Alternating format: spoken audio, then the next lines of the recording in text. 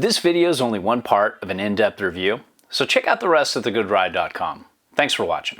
This is the Good Ride, and these are a lot of drift boards. There's even a split board here. And we're going to talk about the carbon drift boards. If you look throughout my site on a lot of snowboard reviews, especially ones that are really good in powder, you'll see footage of me going downhill with these things on my back. And these drift boards have changed the way I look at riding solid snowboards without chairlifts. I take these up generally on powder days and get a couple runs in. We do a little drifting before the lifts, and by the time I'm done drift boarding before the resort opens, there's no frantic manic powder panic in line. I'm just happy waiting for my turn to get up the hill.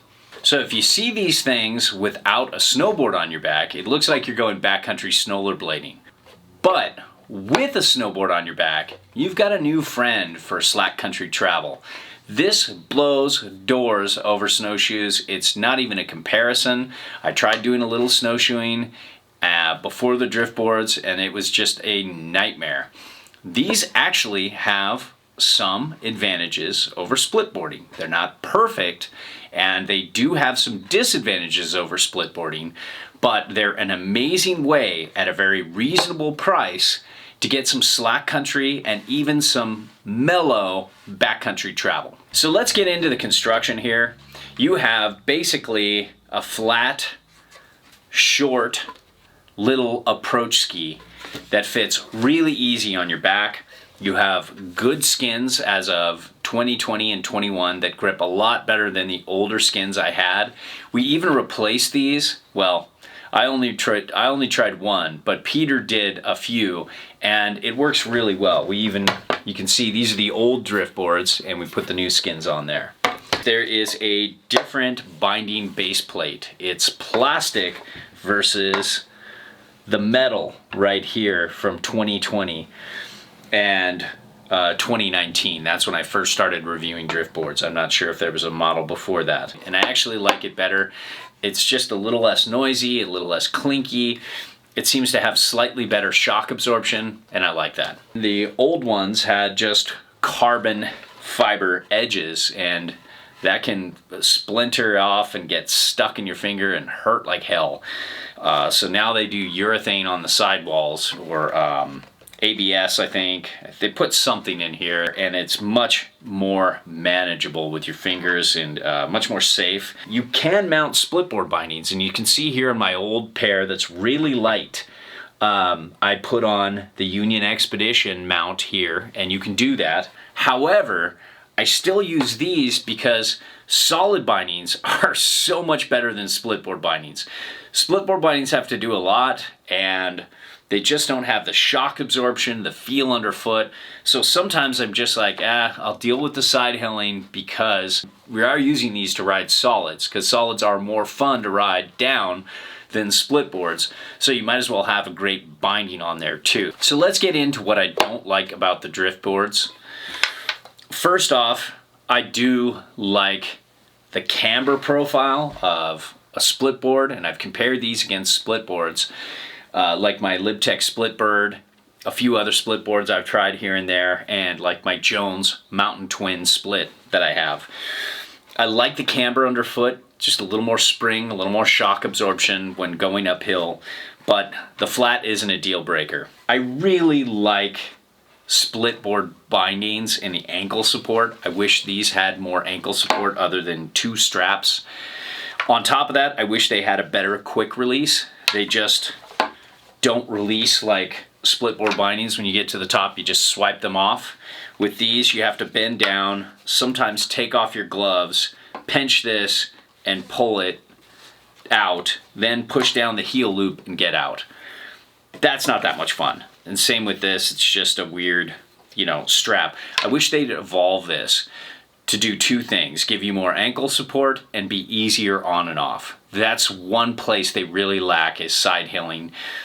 I really love splitboard bindings for that. You don't want to get drift boards if you're going on long tours and you go up in hard snow. You can't do that. You need a split board. And I still find that split boarding is fun in some situations, especially when it's not a powder day and you might see varied conditions, or if you're going on really long tours, you need a split board. But if you're just doing some slack country adventures and you want to do a little more, then you can have a great time at about a third of the price. Now let's get to the fun stuff. Why I like these better than split boards in some situations, especially with early ups, inbounds, travel, whatever you want to call it. We call it drifting before lifting, or drifting before the lifts. These are just so much quicker in the transition. These are easier in the up. These are so light. They're 2.6 pounds per foot. My split bird setup here with the Karakoram Prime Connects and everything on and the skins is 6.8 pounds per foot. That's a lot. And you feel it. I feel like I have two little hobbits clinging to my legs when I'm on my split board, and I'm putting out a lot more exertion to get uphill with those, even though I just have a small backpack on. I'd rather have a board on my back, except for windy days. That sucks. You feel like you're going up with a sail, but most days it's not a problem. And I just feel like I'm traveling uphill easier because of that. And they say that 1 pound on your foot is equal to 6 pounds on your back, and that makes sense because this just travel is so much easier. One thing though, I noticed in comparing these to the oxygen drift boards, the wood core instead of carbon fiber, I didn't notice a difference. Wood varies driftboard to driftboard, just like with snowboards. One oxygen driftboard might not be the same weight as the next because it's wood. Wood is different. Also, these things just fit on your back so easy. They're so light, you don't even notice them there. It's just like having a backpack on. And if you have your backpack set up correctly, you'll never even notice they're there. Just put a little stuff in the backpack there to create a little space, just like you would for carrying up your snowboard so it doesn't hit you on the bottom of your legs as you're going uphill. You'll be fine. And not all solids come in split. So there are a lot of powder boards that I truly love, like my Capita Spring Break, Powder Glider, and my Tree Hunter. They don't come in split, and I want to ride those in places that I normally can't. Also, if you snowboard, this is your only option because you have bindings. You can travel uphill like you're on a split board, and it's really amazing. So I can't say enough good things about these drift boards. They have done so much for my early uphill travel before the lifts open. I've even taken them out on a little slack country.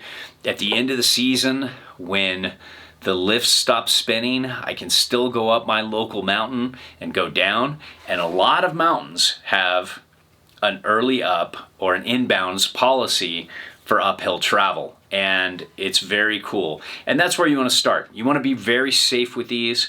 You don't want to take risks. The backcountry is dangerous and it kills people a lot. For me, I stay inbounds and I have so much fun, especially in this time of COVID. These drift boards saved me last year. We could keep reviewing until the shutdown, and our whole crew loves these. We use these a lot.